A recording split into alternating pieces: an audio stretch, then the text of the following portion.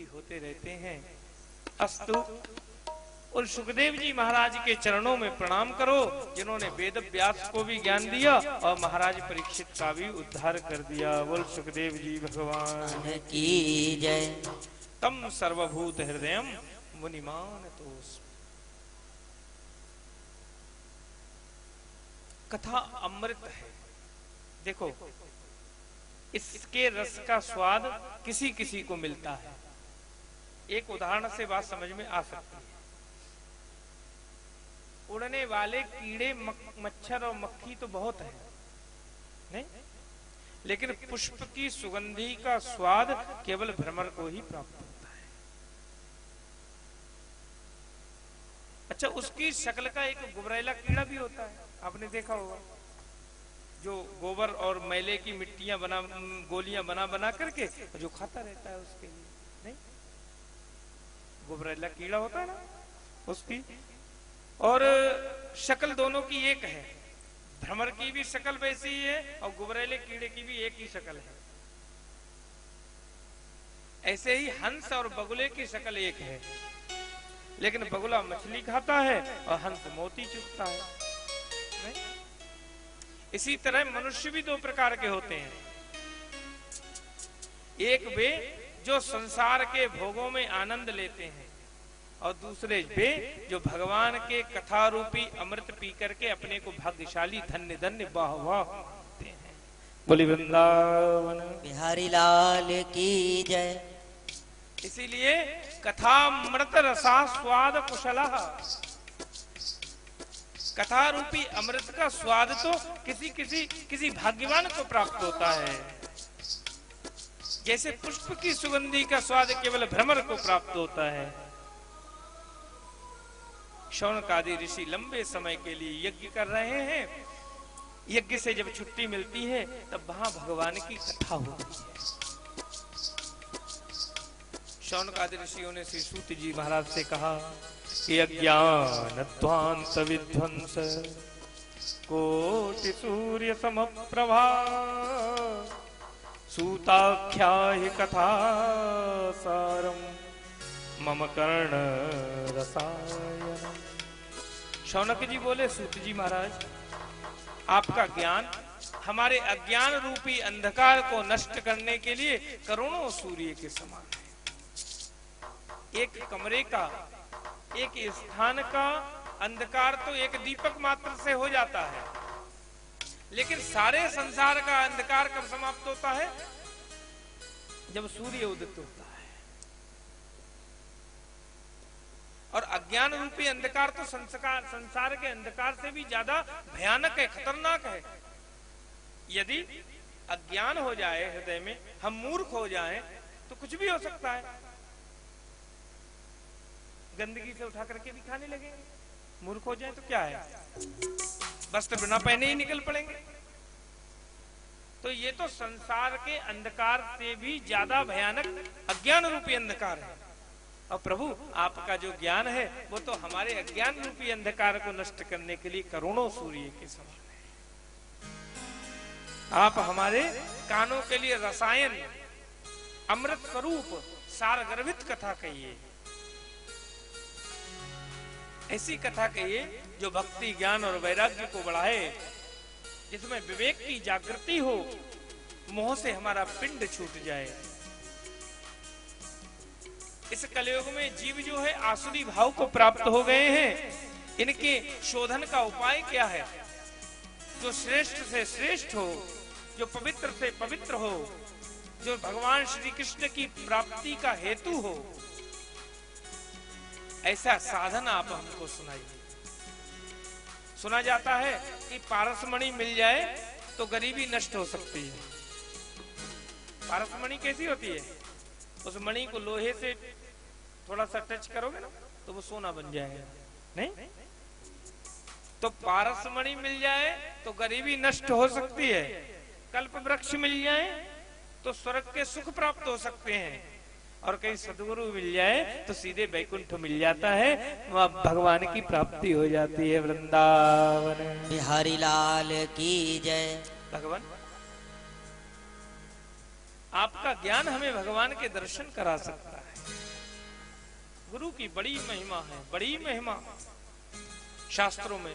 गुरुर् ब्रह्मा गुरुर् विष्णु गुरुर्देवो महेश्वरा।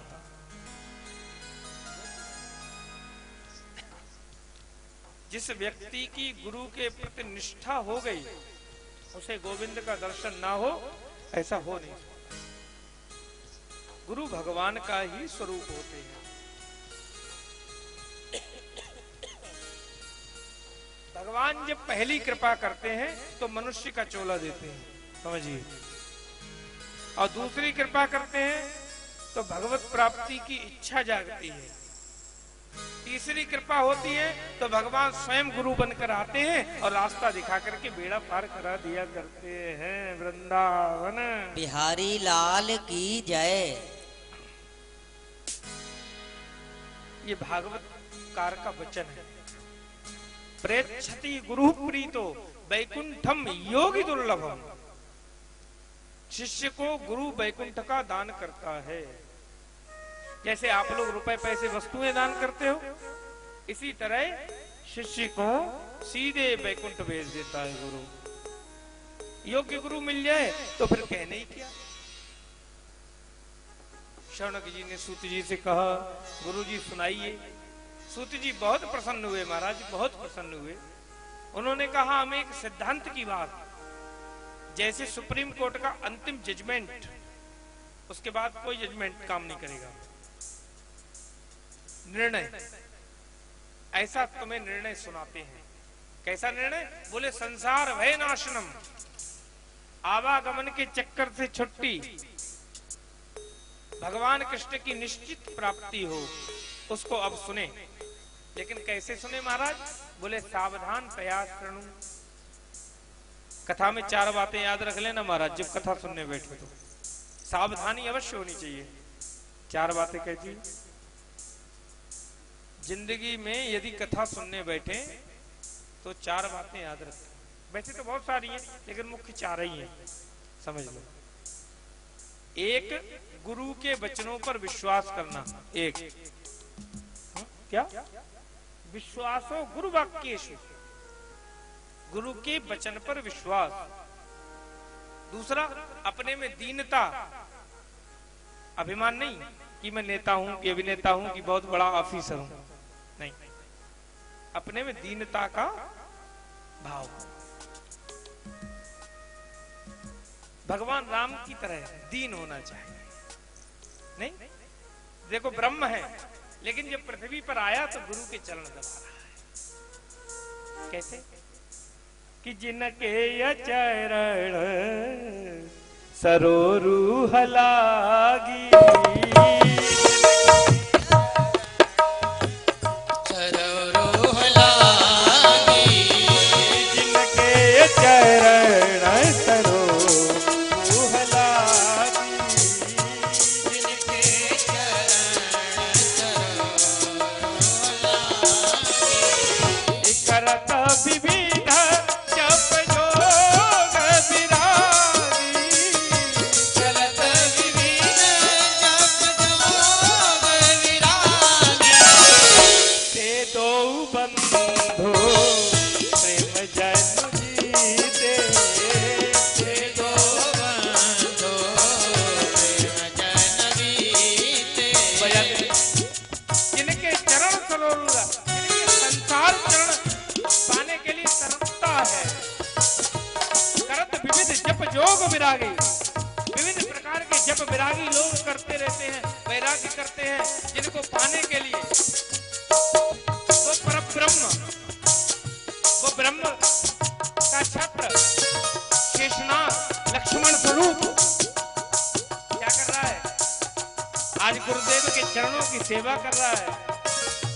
ते दो बंधु प्रेम जन जीते, ते दो बंधु प्रेम जन जीते, गुरुपद कमल पलोटत प्रीते, गुरुपद पदम परोमन पीते, जय श्री राम जय जय राम जय जय राम, श्री राम जय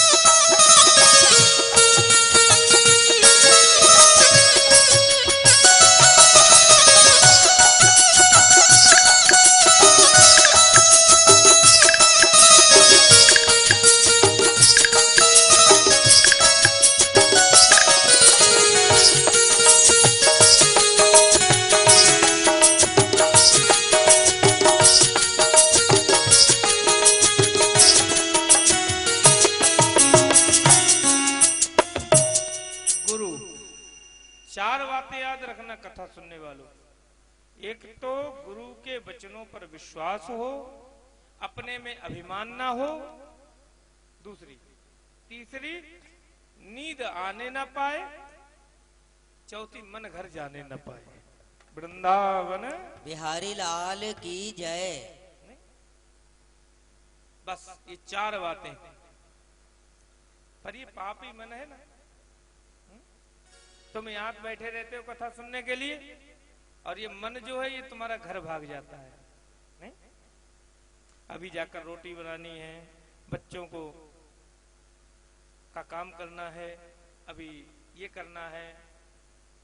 शरीर तो तुम्हारा कथा में होता है, परंतु मन तुम्हारा कथा में नहीं होता।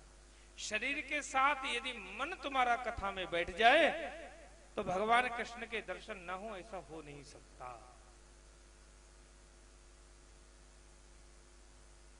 कौन कौन सी 4 बातें बतलाई, याद है? गुरु के वचनों पर विश्वास, अपने में दीनता का भाव, अभिमान न आने पाए, नींद आने न पाए, मन घर जाने न पाए। ये 4 बातें कथा के समय याद रखनी चाहिए। ये कह रहे हैं सूत जी महाराज शौनकादि ऋषियों से, इसीलिए महाराज सावधानतया शृणु, सावधान होकर के सुनो, इन 4 बातों से सावधान रहो। काल रूपी सर्प से बचने के लिए, मौत रूपी सर्प से बचने के लिए कलयुग में शुकदेव भगवान ने श्रीमद् भागवत को प्रकट किया है। इसके श्रवण करने मात्र से वैकुंठ की प्राप्ति हो जाती है।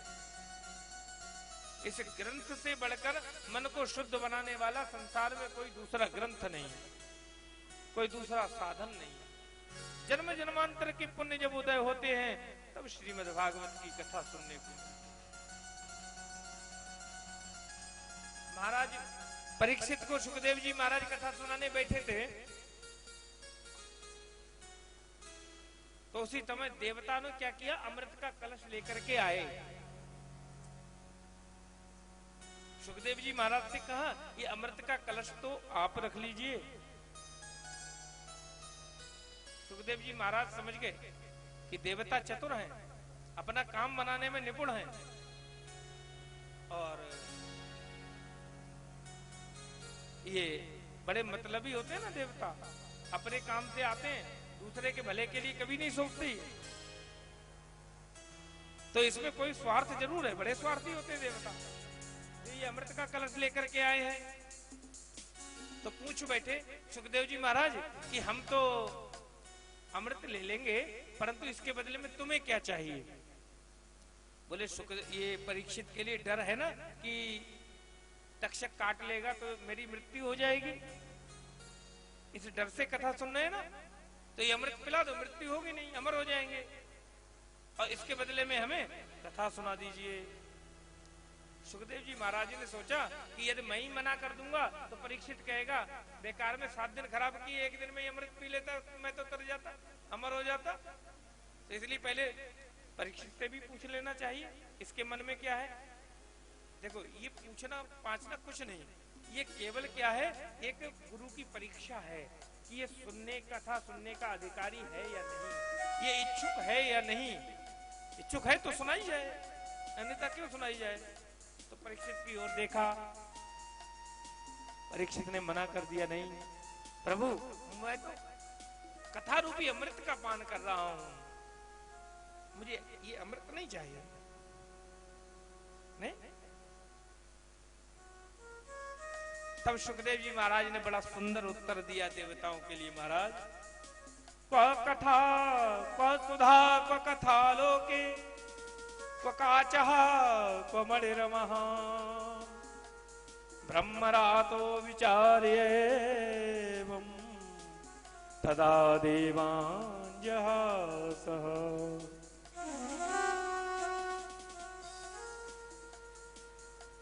सुखदेव जी महाराज क्या कहते हैं, को सुधा को कथा लोके, कहां सुधा और कहां कथा, कहां अमृत और कहां कथा। बोले कैसी कैसी है ये? बोली है, को काचा को मणिर महान, सुधा मानी कहां कांच और कथा मानी कहां मणि। मणि को कांच से तोल रहे हो तुम, इसलिए तुम कथा सुनने के अधिकारी नहीं हो।